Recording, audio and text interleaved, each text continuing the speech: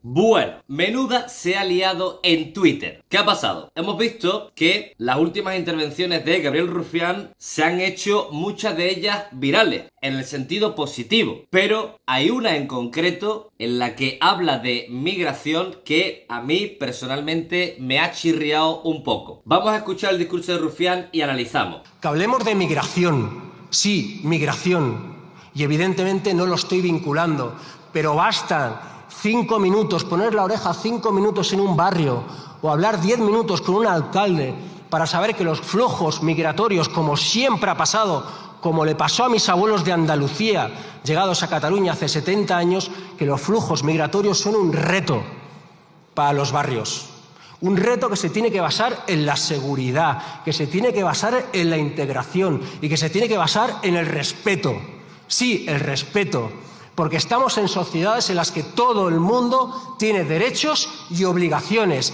Te llames Javier o te llames Brahim, evidentemente. Dice Rufián, y evidentemente no lo estoy vinculando, pero, todos sabemos que cuando se pone un pero detrás de una frase, la invalida. Después relaciona migración con seguridad e integración. No dice la palabra delincuencia, pero es la que rebota en la cabeza de las personas. Si os fijáis, y solo tienes que ver que tu discurso lo ha compartido Hercles, una cuenta que crea bulos en contra de la inmigración y vinculada a la extrema derecha, y la gente que ha salido en su defensa en los comentarios, muchas de las cuentas de extrema derecha, incluida el perro de Wall Street. Claro, Pablo Iglesias le ha dicho: los nazis huelen la sangre como los tiburones. Comprar, aunque sea mínimamente, el discurso que asocia migraciones y seguridad es un error. La inseguridad la provoca no poder pagar el alquiler, no los migrantes. Cada centímetro cedido a los nazis les acerca más al gobierno. La reflexión que yo hago aquí es la siguiente: sí que hay que hablar de inmigración, por supuesto, hablemos, pero no utilizando las palabras que crea la ultraderecha. Si tú quieres crear una realidad para transmitir un mensaje, necesitas unas palabras que ayuden a crear esa realidad. Es decir, si hablamos, por ejemplo, del tema de la vivienda y queremos crear una sociedad equitativa, no podemos hablar de ocupas, ¿entendéis? Es decir, las palabras crean la realidad, las palabras proyectan el modelo que queremos crear, y eso no puede construirse desde la palabra ocupación, porque lo que transmite, el mensaje que llega cuando se reproduce esa palabra, es el de hay que ir en contra de los ocupas, hay que mandar a empresas de desocupación. Son palabras que evocan ideas reaccionarias. En cambio, si hablamos de desahucios, de expropiación, de especuladores, son palabras que emulan ideas distintas, ¿lo veis? Pues esto es exactamente lo mismo. Hay que hablar de inmigración, pero comprar marcos de la ultraderecha es precisamente lo que da poder a la ultraderecha.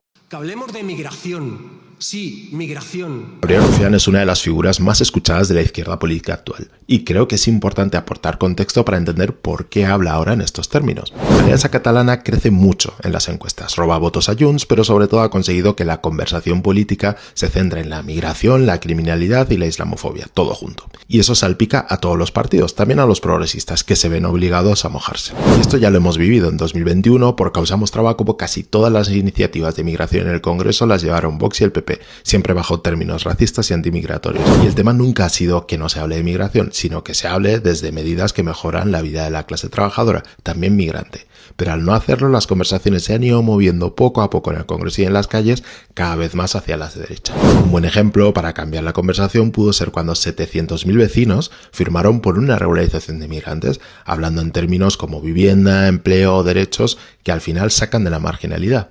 Pero el PSOE ha decidido guardarlo en un cajón, y otros partidos progresistas no lo tienen como una línea roja en sus negociaciones con el PSOE, dejando ese carril despejado una vez más a las tesis que beben del racismo. Es lo que se llama la ventana de Overton. Tú cedes el espacio de opinión pública a lo que está hablando la derecha, y tú no eres capaz de crear un marco en el que sea la derecha la que tenga que hablar de lo que tú quieres que se diga. A nosotros nos interesa que se hable de desahucio y de tope al precio del alquiler y de especuladores. A nosotros no nos interesa hablar de ocupación, más que nada porque no es un problema. Es la derecha extrema y la extrema derecha la interesada en que hablemos de este tema. Lo de comprar marcos a la ultraderecha es algo que no hay que hacer porque le da da poder. Estos son principios básicos de George Lakoff o el propio Roger Stone, el que estuvo detrás de las campañas de Donald Trump. La pobreza es la que genera la delincuencia, no la inmigración. Por eso hay muchos barrios pobres en España con altas tasas de delincuencia y en donde hay muy poca población inmigrante, que son en su mayoría españoles. Decir migración, seguridad e integración en la misma frase es entrar de lleno en ese marco. Hablemos de urbanismo, de cómo se guetifican los barrios pobres, de cómo se cronifica una cultura de la delincuencia por culpa de las desigualdades que genera el capitalismo. En las 3.000 viviendas, por ejemplo, hay tasas de delincuencia porque se ha guetificado. La pobreza se ha cronificado. No tiene nada que ver con el color de piel, tiene que ver con la pobreza y la desigualdad, con la especulación, con la situación de la vivienda, la situación legal que enfrentan los inmigrantes. Y si todavía te rebota, todavía relacionas inmigración con delincuencia, te diré que España tiene el doble de extranjeros que en 2005 y una tasa de delincuencia más baja. Chic Dramé de SOS Racismo lo explica bien. No podía evitar escuchar a Laura y no paraba de pensar en Gabriel Rufián,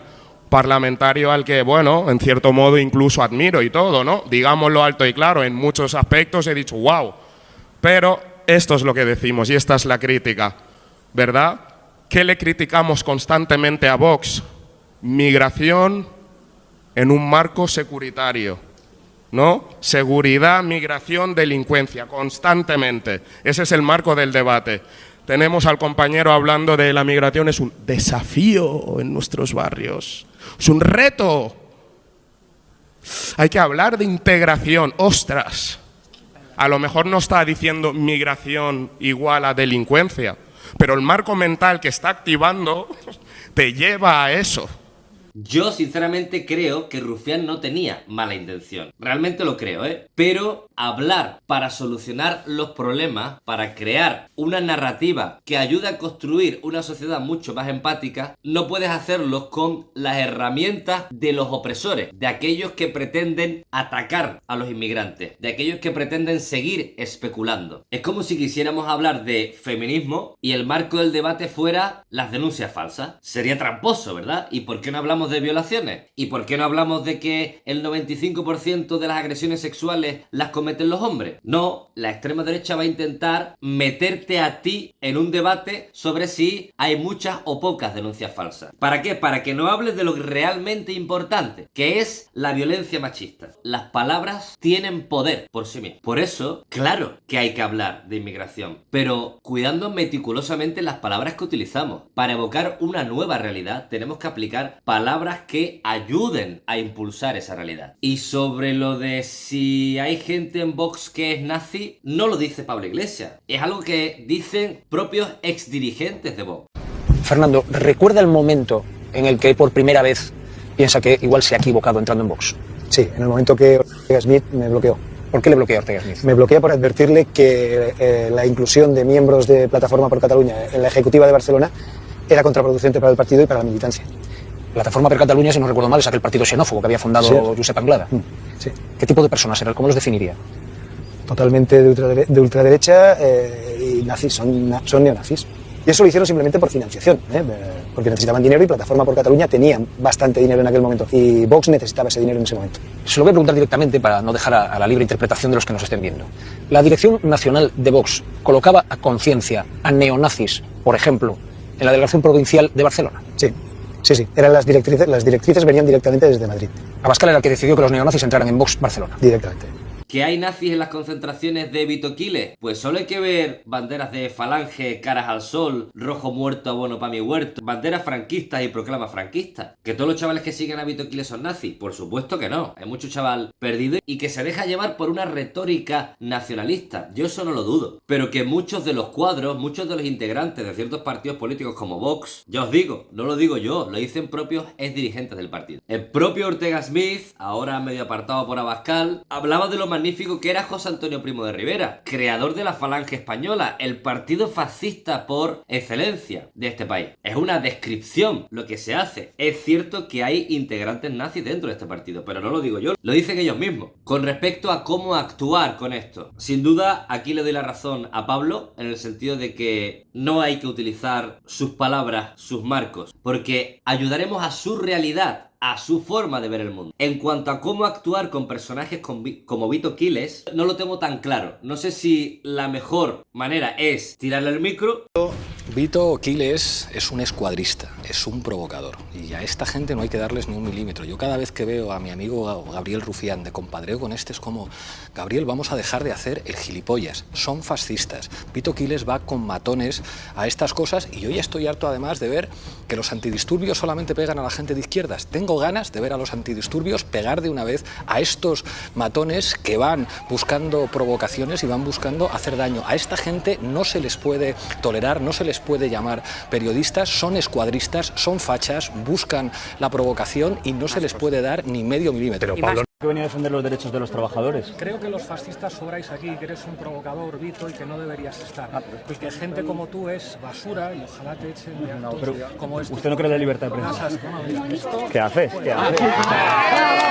No sé si la mejor manera es actuar de forma irónica o sarcástica. A mí hay amigos míos de otra izquierda que me dicen que compadreo con según quién, ¿no?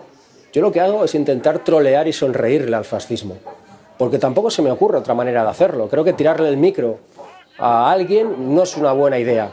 Creo que cabrearte o estar serio, creo que a gente que no sabe muy bien de qué va, le puede chirriar.